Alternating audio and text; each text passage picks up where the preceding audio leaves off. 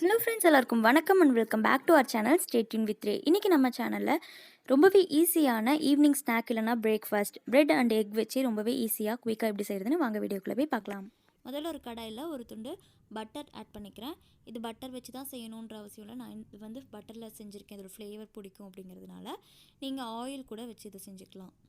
ஒரு table spoon அளவுக்கு butter சேர்த்துருக்கேன். இந்த பட்டர் நல்லா மெல்ட் ஆனதுக்கப்புறமா இது கூட காரத்துக்கு பச்சை மிளகாய் சேர்த்துக்கலாம். நல்லா பொடி பொடியாக கட் பண்ணி எடுத்து வச்சுருக்கேன்.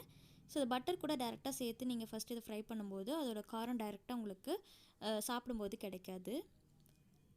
மிளகாய் நல்லா வறுப்பட்டதுக்கப்புறமா இது கூட ஒரு பெரிய வெங்காயத்தை குட்டி குட்டியாக சாப் பண்ணி எடுத்து வச்சுருக்கேன். அதையும் இது கூட சேர்த்துக்கலாம். வெங்காயம் லைட்டாக கலர் சேஞ்ச் ஆகி இந்த மாதிரி கண்ணாடி மாதிரி ஆயிடுச்சுன்னா போதும். நம்ம ஸ்டவ் ஆஃப் பண்ணிவிட்டு இதை எடுத்துக்கலாம். இப்போ நம்ம எடுத்து வச்ச வெங்காயம் மிளகாய் எல்லாத்தையுமே இன்னொரு பவுலில் ட்ரான்ஸ்ஃபர் பண்ணிக்கலாம். இது கூட 1/4 டீஸ்பூன் அளவுக்கு மஞ்சள் தூள், 1/2 டீஸ்பூன் அளவுக்கு மிளகாய் தூள், தேவையான அளவு உப்பு, 1/2 டீஸ்பூன் அளவுக்கு பெப்பர். நம்ம ஆல்ரெடி பச்சை மிளகாய் சேர்த்துருக்கனால மிளகாய் தூளும் பெப்பரும் அளவாக உங்களுக்கு தேவைப்படுற அளவுக்கு ஆட் பண்ணிக்கோங்க, இல்லைனா அது ஆப்ஷனல் தான். இப்போ இது கூட 3 முட்டை சேர்த்துக்கிறேன். இதை நல்லா ஆம்லேட்க்கு நம்ம மிக்ஸ் பண்ணுவோம் பார்த்திங்களா, அதே மாதிரி இதை நம்ம மிக்ஸ் பண்ணிக்கலாம். ஸோ அந்த மசாலா எல்லாமே எல்லா பக்கமே பரவுற மாதிரி நல்லா இந்த மாதிரி விஸ்க் வச்சு மிக்ஸ் பண்ணிக்கோங்க. இப்போ இது கூட நம்ம சாப் பண்ணி பொடி பொடியாக நறுக்கி எடுத்து வச்சுருக்க கொத்தமல்லி இது கூட சேர்த்துக்கலாம்.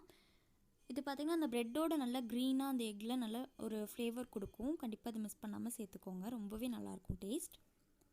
இது எல்லாமே நல்லா மிக்ஸ் பண்ணி எடுத்ததுக்கப்புறமா இப்போ ஒரு ஃப்ரையிங் பேனில் ஒரு துண்டு அளவுக்கு பட்டர் ஆட் பண்ணிக்கிறேன். நம்ம ப்ரெட்டை டோஸ்ட் பண்ணிக்கிறதுக்காக இந்த பட்டர் நல்லா ஸ்ப்ரெட் பண்ணி விட்டுடலாம். நான் சொன்ன மாதிரி பட்டர் தான் வச்சு செய்யணும்னு இல்லை, நெய் இல்லைனா ஆயில் வச்சு நீங்கள் இது மாதிரி செஞ்சுக்கலாம். இப்போ நான் எடுத்து வச்சுருக்க ப்ரெட்டை ஒன்றா எடுத்து இந்த மாதிரி நம்ம கலக்கி வச்சுருக்க அந்த எக்கில் முட்டை மிக்ஸ் இருக்கு இல்லையா, நம்ம எல்லாமே போட்டு மிக்ஸ் பண்ணியிருக்கிறது அதில் டிப் பண்ணிவிட்டு இதில் நான் ஆட் பண்ணிக்கிறேன். ஆட் பண்ணதுக்கப்புறமா அதுக்கு மேலேயே நம்ம எடுத்து வச்சுருக்க அந்த முட்டை மிக்ஸில் இருந்தே கொஞ்சம் கொஞ்சமாக எடுத்து இந்த மாதிரி மேலே கொஞ்சம் ஸ்ப்ரெட் பண்ணி விட்டுக்கோங்க. ஸோ அந்த ப்ரெட்டோட இந்த எக் எல்லாமே சேர்த்து சாப்பிடும்போது ரொம்பவே டேஸ்ட்டாக இருக்கும். நான் இன்றைக்கி எடுத்துருக்க ப்ரெட் பார்த்திங்கன்னா மில்க் ப்ரெட் தான். நீங்கள் வீட் ப்ரெட், ஓட்ஸ் ப்ரெட் எதில் வேணாலும் இதை ட்ரை பண்ணலாம். ரொம்பவே டேஸ்ட்டாக நல்லாயிருக்கும். ஸோ 2 பக்கமுமே வெந்ததுக்கப்புறம் திருப்பி போட்டு நல்லா குக் பண்ணி எடுத்துக்கோங்க. வெந்ததுக்கப்புறம் அப்படியே எடுத்து நீங்கள் சர்வ் பண்ண வேண்டியதாக. ரொம்பவே டேஸ்டியான ஸ்பைசி ப்ரெட் ஆம்லேட் ரொம்ப குயிக்காக ரெடி ஆயிடுச்சு. ஸோ இந்த ரெசிபி உங்களுக்கு பிடிச்சிருந்துச்சுன்னா கண்டிப்பாக வீட்டில் ட்ரை பண்ணி பார்த்துட்டு எப்படி வந்துச்சுன்ற கமெண்ட் எனக்கு கூட ஷேர் பண்ணிக்கோங்க. தேங்க்ஸ் ஃபார் வாட்சிங். பாய்.